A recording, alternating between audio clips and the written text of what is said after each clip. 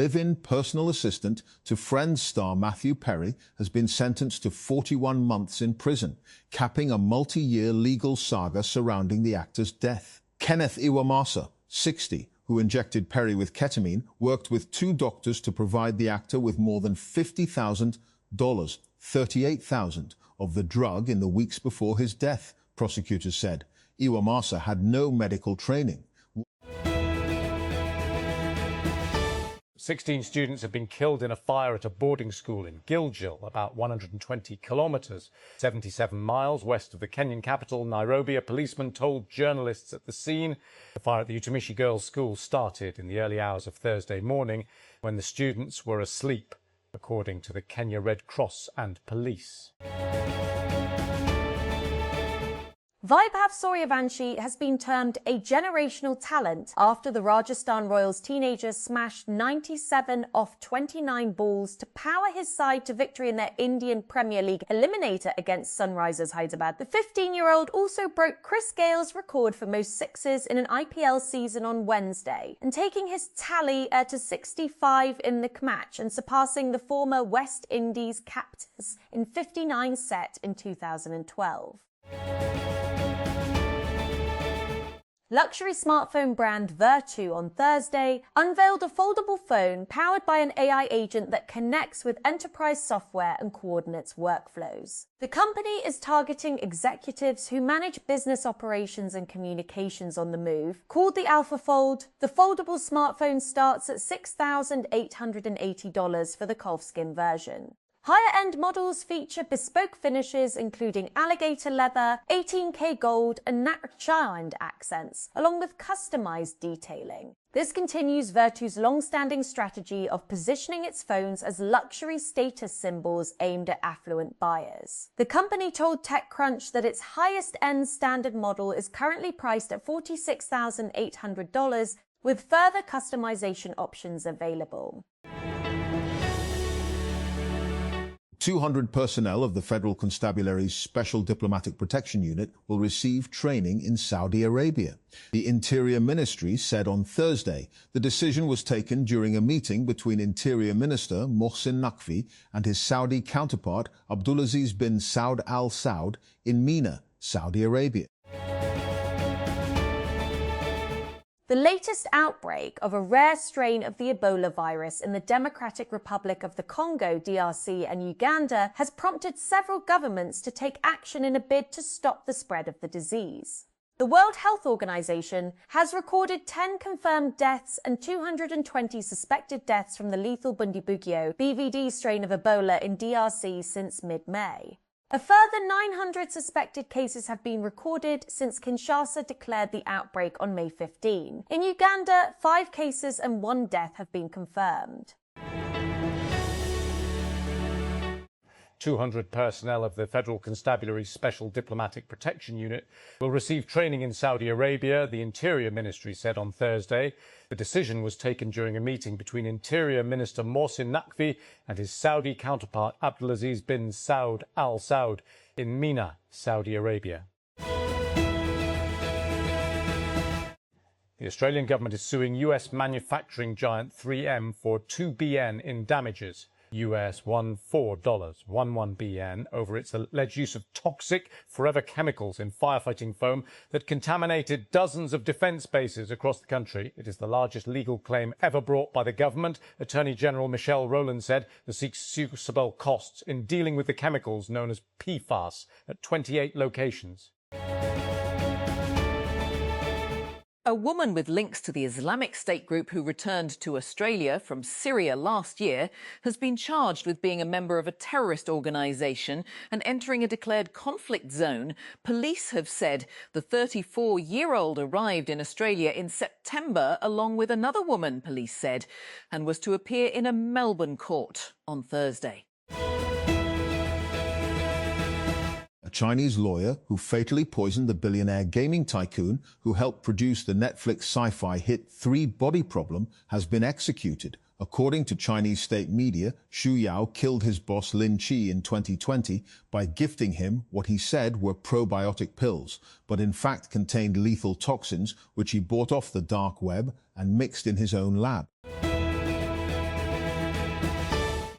Oil prices bounced higher on Thursday, while Asian stocks mostly fell, as new US strikes on Iran marked the latest test of a shaky ceasefire in the Middle East war.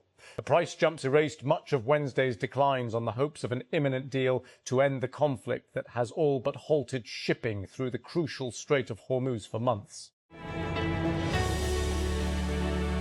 Iran's Revolutionary Guard said on Thursday it targeted a US airbase after the US military carried out what a Washington official said were strikes targeting an Iranian drone operation near the Strait of Hormuz, hours after President Donald Trump rejected a report he was close to a compromise deal with Tehran. The escalation in hostilities highlighted threats to the tenuous ceasefire between the US and Iran that took effect in early April, dampening hopes for a peace deal and sending oil prices surging again.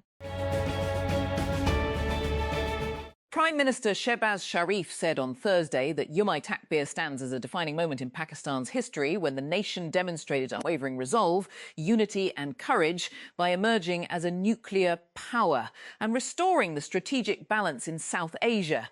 Takbir marks the historic day of May 28, 1998, when Pakistan joined the ranks of nuclear powers after atomic tests in the hills of Chagai, Balochistan.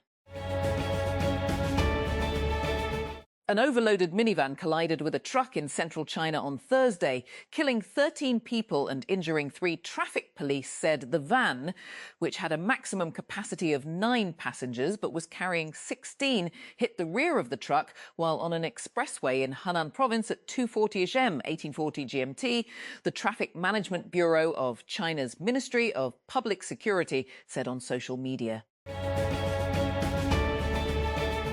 Harare, Zimbabwe, Precious Mvundara woke up with joint pain, a high fever and a pounding headache on a chilly autumn morning in eastern Zimbabwe.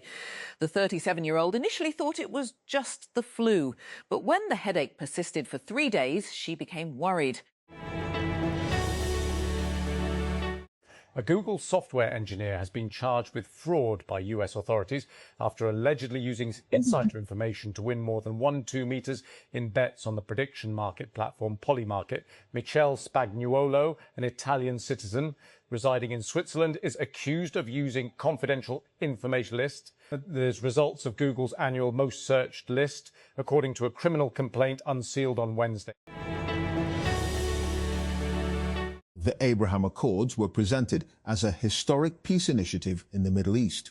In reality, they were agreements brokered during US President Donald Trump's first presidency, under which several Arab states normalized ties with Israel without resolving the Palestinian issue. But Trump now appears keen to expand the accords again, pushing more Muslim countries to join after the recent Iran conflict. It is a dangerous and deeply dishonest move, driven less by regional peace than by pressure from Israel supporters in Washington and America's hardline pro-Israel right. The attempt to connect the Iran conflict with the Abraham Accords makes little sense. The IMF's executive board has approved the 3rd review of Pakistan's 37-month extended fund facility, EF, adding 11 new conditions and raising total structural conditionality to 75. In addition, there are 30 standing commitments, bringing total compliance requirements to 105.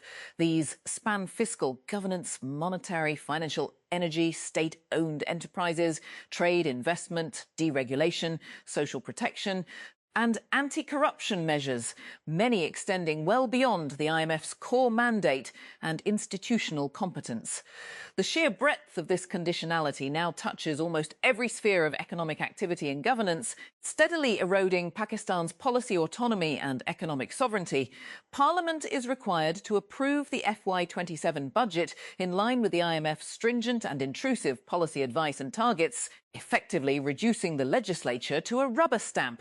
Pakistan is to phase out fiscal incentives for special economic and technology zones, publish an action plan to mitigate corruption vulnerabilities in government departments, amend the NAB ordinance to enhance the appointment process for NAB chairman, publish asset declarations of civil servants, amend the Companies Act to improve corporate governance structures, adopt a national policy for sugar market liberalisation, and lift restrictions on commercial import of used cars.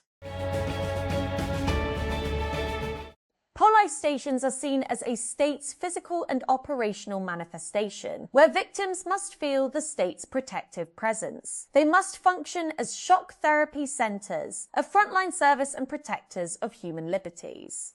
In the age of technology, are more police stations needed in districts, or can existing ones be supplemented by e-police stations? Police stations may vary in size, jurisdiction, and tasks. In ancient Rome, the vigiles saw to law enforcement. Asia and the Middle East lacked permanent establishments. The military and local magistrates performed the task of policing. In the UK, Robert Pehel created police stations to serve as patrol bases, lockups and administrative offices. France adopted a centralised structure with police posts across cities. Municipal police departments emerged in US cities. Japan has community policing, the Koban system based in small neighbourhoods, focusing on building community trust.